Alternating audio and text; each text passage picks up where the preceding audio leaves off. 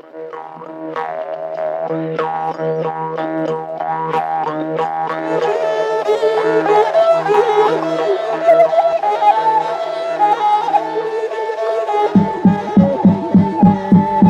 Museo de Arte Popular presenta un ciclo de podcast para conocer 3 comunidades indígenas artesanas.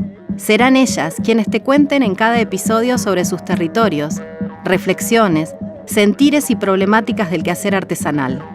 Este espacio implica una particular manera de vincularnos y producir saberes en forma conjunta. Queremos que seas parte. Escuchá y abrí tu corazón. Este es el arte de nuestros pueblos. Entre palabras y artesanías, en las voces de las comunidades indígenas. De la peña nace el agua, de los árboles el viento, de mi pecho salen coplas, de mi corazón sentimiento. De la peña nace el agua, de los árboles el viento, de mi pecho salen coplas, de mi corazón sentimiento, de mi corazón sentimiento. Entre valles verdes, quebradas áridas, ríos puros y la puna infinita, los hilos se tensan y se cruzan desde tiempos ancestrales. Son huellas en el pasado, pero también en el presente y en el futuro que las comunidades diaguitas eligen para sí. Este podcast es el resultado de un viaje compartido entre el Museo de Arte Popular José Hernández y la Casa de Catamarca en Buenos Aires. Un recorrido sonoro por el corazón del territorio diaguita, entre telares, barro y sabiduría ancestral.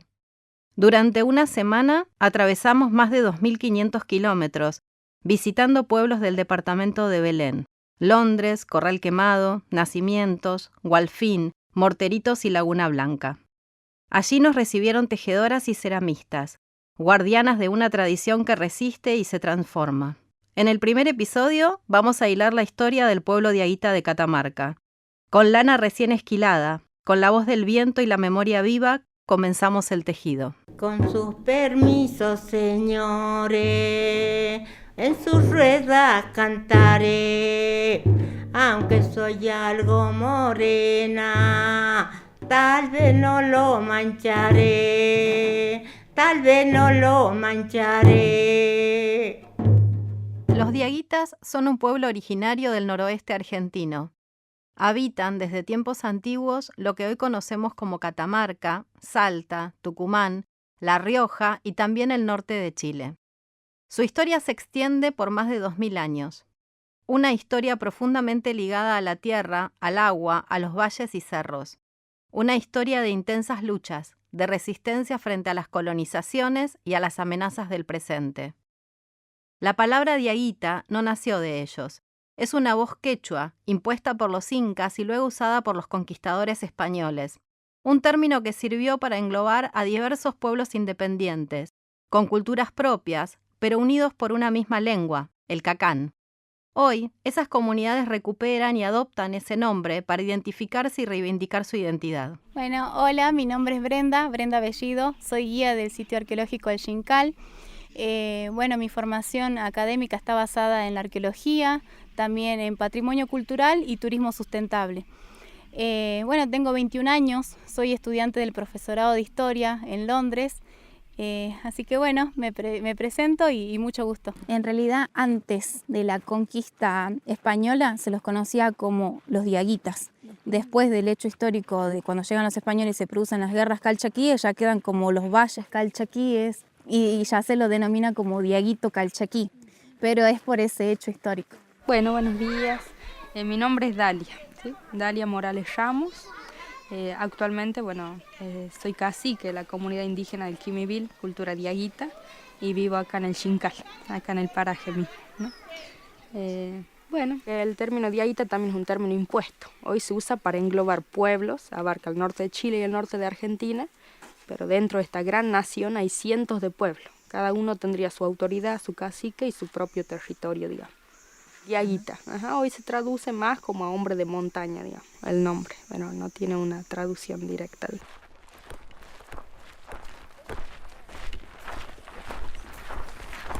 La sociedad diaguita se organizaba en comunidades autónomas, cada una con su propio territorio y liderazgo. Desde siempre cultivan maíz, quinoa, papa y porotos, tradicionalmente usando sistemas de riego en terrazas construidas en las laderas de las montañas. La caza y la recolección siguen formando parte de su relación con la naturaleza y crían llamas y alpacas, animales que les brindan alimento y fibras. En artesanías se destacaron por su alfarería, considerada una de las mejores de Sudamérica, y por sus tejidos elaborados con lana de oveja, llama, vicuña y alpaca, cargados de símbolos y colores que hablan de su identidad. Durante la expansión del Imperio Inca en el siglo XV, los diaguitas fueron incorporados al Collasuyo, el distrito más austral del imperio.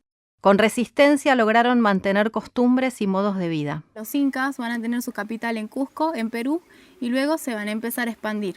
Cuando expanden su imperio, llegan acá al noroeste argentino en el año 1471 y se encuentran con las poblaciones locales de la zona, que eran los diaguitas. Los diaguitas, ellos tenían su propia organización social, política, económica, su cultura, sus dioses y también su lengua originaria, que era el cacán. Cuando viene el Inca y se encuentra con estas poblaciones, los somete y los hace formar parte de su imperio. Le van a implementar sus dioses. El dios principal de los incas va a ser el Inti, el sol, y después la quilla, la luna, ¿sí? Y le van a implementar también la lengua oficial del imperio, que es el quechua. Entonces vamos a ver que los diaguitas, al ser sometidos por los incas, ellos se van a dedicar al trabajo pesado, ¿sí? Al trabajo de la construcción de las estructuras que vamos a ver, también en la actividad agrícola, también a la explotación de recursos minerales. La Pachamama ya llora, diaguita soy de esta zona, diaguita soy. Con la llegada de los conquistadores españoles en el siglo XVI, los pueblos diaguitas resistieron con fuerza a la colonización. Fueron protagonistas de las guerras calchaquíes, una serie de enfrentamientos que duraron más de 100 años. Esa invasión trajo violencia, despojo y desplazamientos, y también el intento de borrar su cultura, sus prácticas y su lengua ancestral. Según cuenta la historia, que esta lengua fue prohibida en la época colonial, cuando se producen las guerras calchaquíes. Una forma también como para dominar al nativo, ¿no? Entonces fue prohibida y la gente dice que los mataban o les cortaban la lengua si escuchaban hablar su lengua. Entonces la gente ha dejado de transmitir, seguro, ¿no? Por el miedo. Y hoy se mantienen palabras sueltas o nombres de pueblo. Bueno, Quimivil, que es el nombre que nosotros rescatamos para la comunidad, hoy es el nombre del río. Quimivil sería agua de cardón. Quimilo, cardón, y vil hace referencia a aguas, aguadas, ¿no? Entonces lo entiende así como agua de cardón, el nombre. Y ese nombre aparece en la primera fundación de Londres, que Londres es uno de los primeros asentamientos españoles, y aparece también cuando se le otorga el descubrimiento del Xincal a Furques o a Adán Quiroga, que lo nombran como el Valle del Quimivil, ¿no? Entonces posiblemente ese sería el nombre de la etnia que estaría acá, los Quimiviles, que entra dentro de lo que es la cultura diaguita, ¿no? Y sí, el tema de la voz cacana se fue perdiendo porque obviamente a través de las invasiones, más la llegada, y en aquel entonces la llegada de las escuelas, es como que se fue, no quiero decir la palabra, pero bueno, se fue reemplazando, ¿no?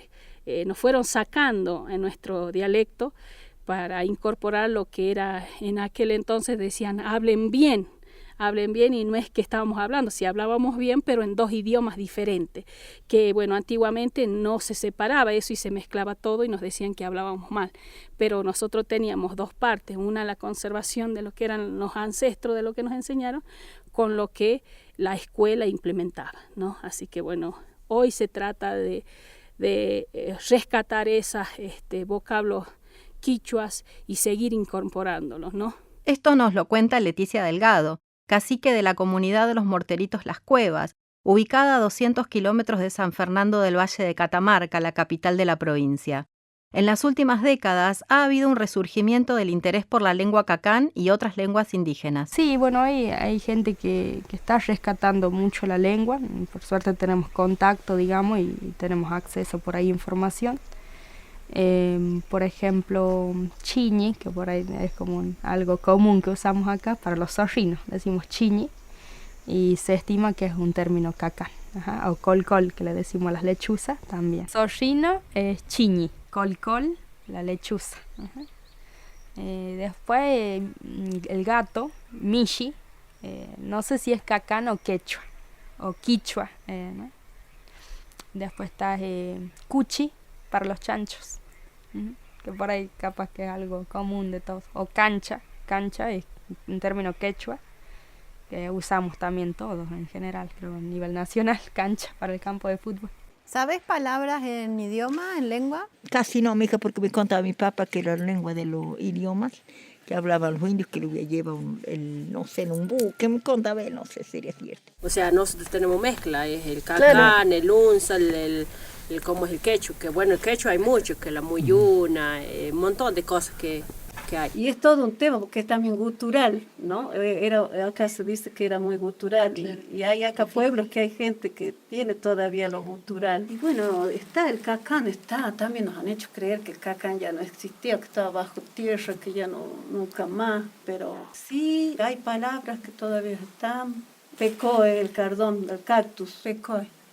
Jaruma, chey, jaruma es como decir jayaya.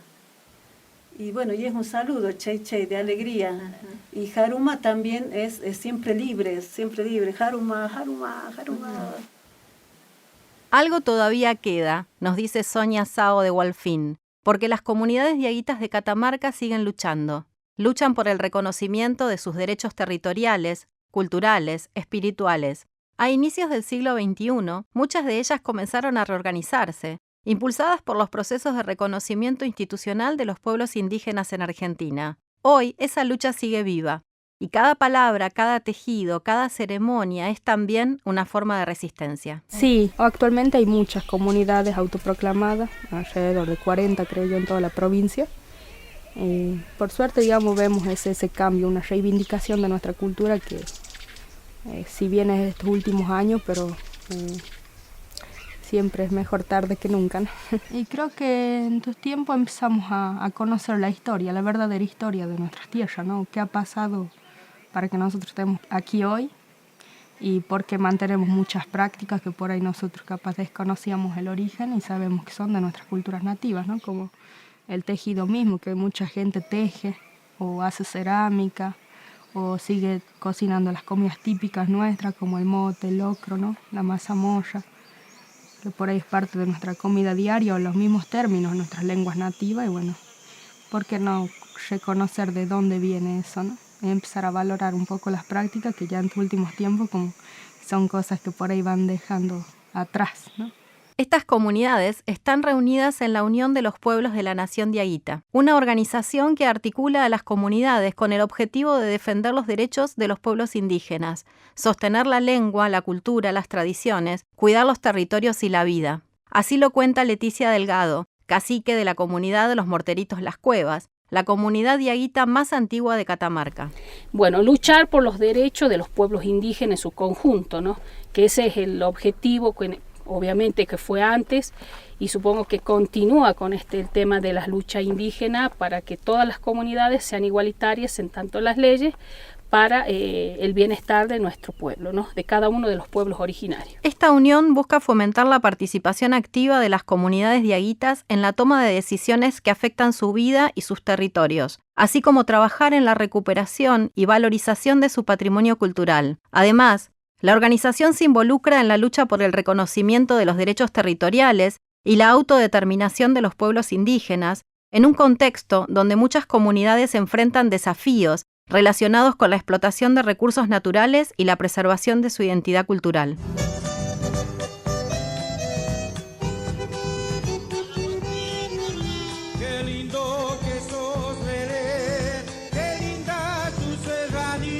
El departamento de Belén es una tierra de cerros que se elevan al cielo, de vientos que acarician el polvo y valles donde el silencio se hace paisaje. Aquí, la montaña y el clima seco dibujan formas que guardan historias antiguas. La vida se sostiene en la agricultura, en la ganadería y en un turismo que descubre la belleza escondida, pero sobre todo late en la artesanía.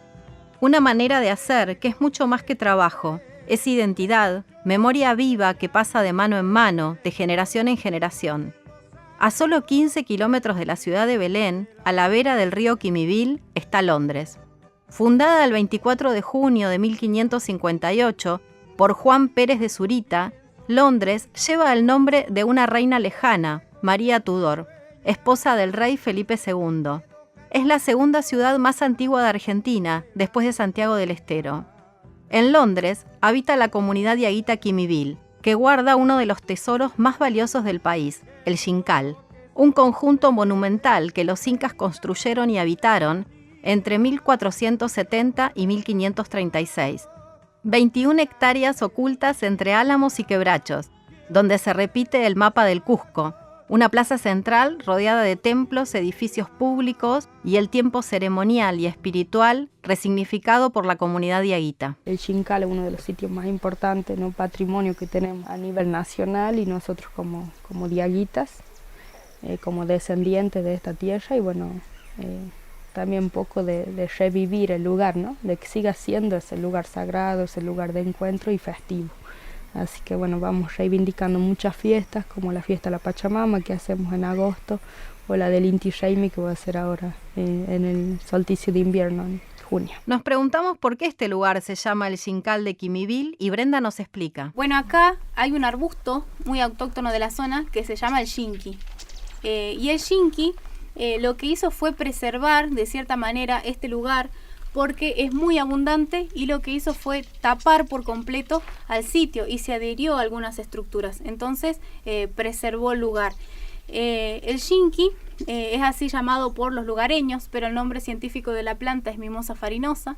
Y Quimivil es una palabra en quechua que significa quimilo, que quiere decir lugar de muchos cardones. Así que vamos a ver que por la flora del lugar a este sitio se le puso el Xincal de Quimivil. Esta cajita que toco y la flor del cardo tiene boca y sabe hablar, linda la sombra y cuando hace calor tan solo los ojos le faltan, y plantita y clave para que me ayude a llorar.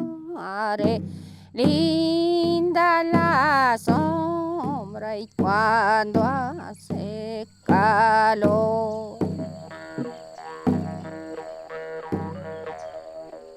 Entre Palabras y Artesanías, un podcast que permite acercarte a esas voces de mujeres y hombres de la Argentina profunda, con el deseo de generar empatía, conocernos, sentir respeto y orgullo por nuestros pueblos y sus comunidades artesanales.